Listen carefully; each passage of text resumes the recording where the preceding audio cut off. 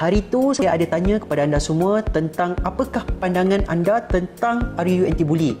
Dan Alhamdulillah banyak yang telah memberikan komen mereka. Jadi hari ini saya nak sharekan 3 pendapatan kami yang utama. Yang pertama, kami tanya kepada responden apakah bentuk buli yang paling serius, dan ramai antara korang yang jawab kita perlu cover semua bentuk buli, tak kisahlah fizikal, mental, cyber dan juga sosial. Yang kedua pula, siapakah undang-undang ini patut lindungi? Korang jawab yang kita patut utamakan kanak-kanak bawah 18 tahun terlebih dahulu.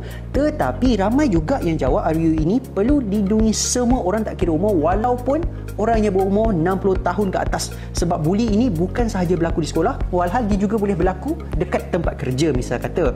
Dan yang ketiga adalah peranan tribunal dan peranan polis dan juga mahkamah.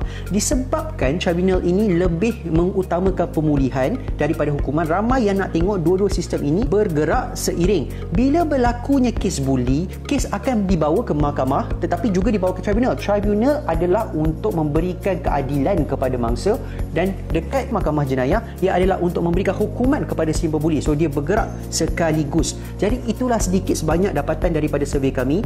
Kalau anda rasa macam tak berapa betul lah survey ini, komen lagi dekat website Petari tu sebab belum tutup lagi. Jadi jangan lepaskan peluang ini.